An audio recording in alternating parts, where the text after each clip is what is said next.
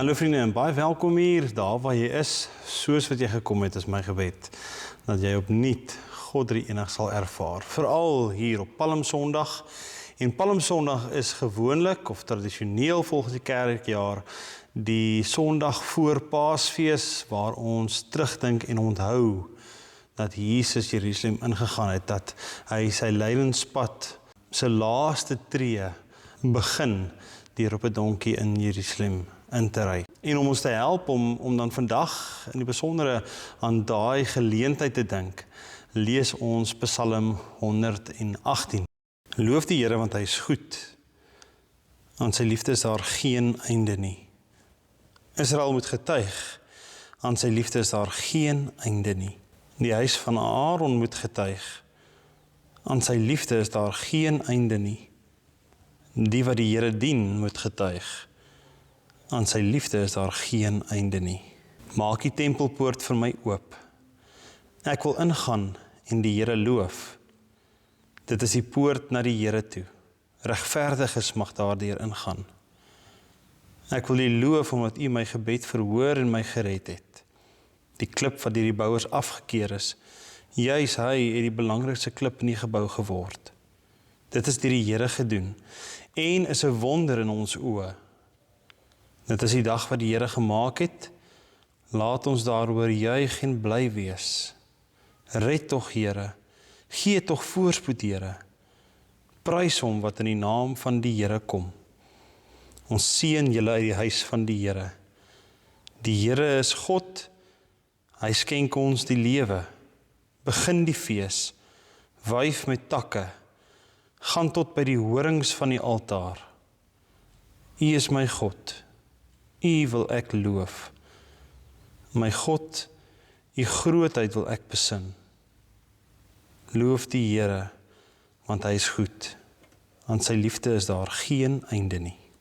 Liewe vriende, ons Psalm getuig van die grootheid en die goedheid van die Here, want aan sy liefde is daar geen einde nie.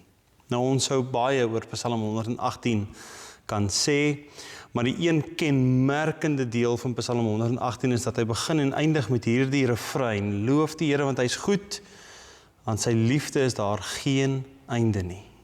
En Psalm 118 nooi ons vandag uit, in die lig van Palmsondag, om weer te onthou dat God goed is.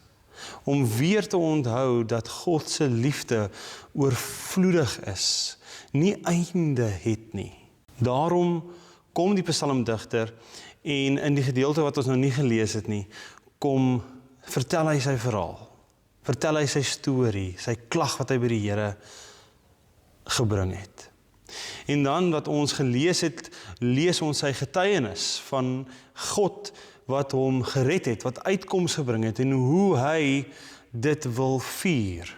Hy sê in vers 19, maak die tempelpoorte oop. Hy wil vir God gaan aanbid.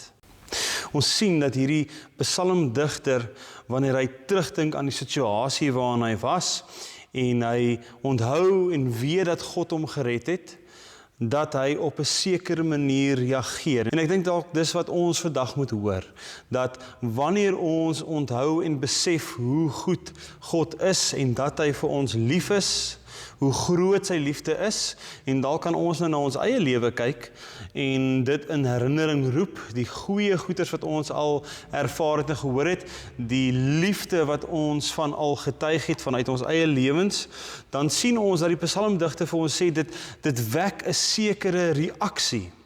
Dit is 'n reaksie van dankbaarheid. Dankbaarheid teenoor God. En wat is die psalmdigter se dankbaarheidsreaksie?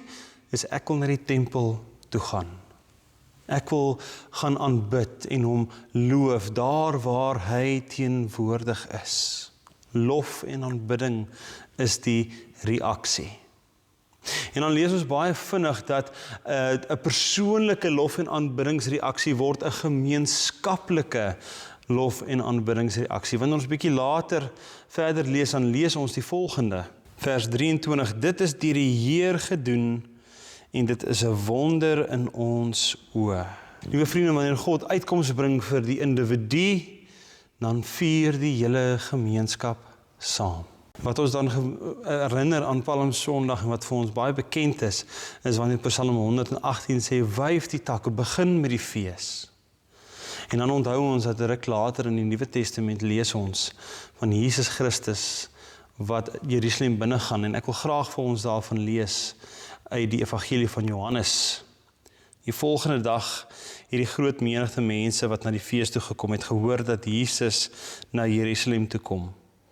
Hulle het palmtakke gevat en hom tegemoet gegaan en uitgeroep, prys hom, loof hom wat in die naam van die Here kom. Liewe vriende, Jesus kom ingery op 'n donkie, die mense reageer met lofprysing, hulle verwelkom hom as 'n koning, as 'n verlosser. En nie baie lank daarna nie is dit hierdie selfde mense wat skree, kruisig hom, kruisig hom. Wanneer ons aan Psalm 118 vandag hoor, is ons vraag dan, waar het die verlossing plaasgevind? En liewe vriende, die verlossing het nie plaasgevind toe Jesus die stad ingegaan het nie. Nee, die verlossing het plaasgevind toe aan die kruis hang. Die verlossing het plaasgevind toe hy die dood oorwin. En dit is 'n verlossing wat ons dalk nie verwag het nie, wat die skare van daardie tyd nie verwag het nie. Hulle het dalk verwag dat Christus die swaard gaan opneem, en dit het nie gebeur nie. Maar Christus het tog oorwin.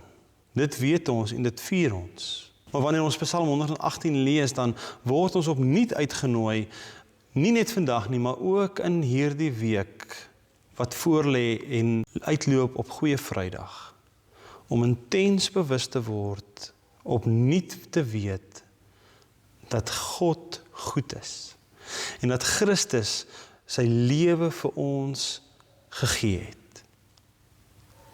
Dat hy in sy liefde die keuse gemaak het om die lydenspad te stap na die kruis. Dit wat ons oor 4-5 dae gaan vier. En daarom, liewe vriende, wanneer ons Psalm 118 lees en hoor vanoggend, dan moet ons ook kan sê wat die psalmdigter sê, loof die Here, want hy is goed. Aan sy troue liefde is daar geen einde nie. En wanneer ons terugdink en onthou dat Jesus Christus sy lewe vir ons gee, dan nog te meer moet dit ons loflied wees. Daarom, liewe vriende, kan ons as gemeenskap, soos wat Psalm 118 ons uitnooi, ook bly wees, ook feesvier, ook dankbaar wees, wanneer ons dink aan Christus, en dat hy die Jerusalem binne gegaan het, en sy uiteinde die kruis sou wees, of eerder die leë graf. Wat maak dit in ons wakker wanneer ons vandag hierdie woorde hoor? Ek dink ons word as gelowiges uitgenooi om weer opnuut bewus te word van die pad wat Christus stap. En dat dit 'n pad is wat ten goeie is vir my en vir jou. Ten spyte van al die swaar kry en die wanhoop wat ons in hierdie wêreld aanvaar, is die een vaste ding dat Jesus Christus se liefde en my en vir jou so groot is, dat hy kies om ter wille van ons hierdie pad te stap. Liewe vriende, ons reaksie, sê Psalm 118, behoort 'n reaksie van dankbaarheid te wees, dat ons kom om te aanbid en ons lewe te wy aan hom. En dat dit nie net 'n individuele reaksie is nie, maar 'n gemeenskaplike reaksie.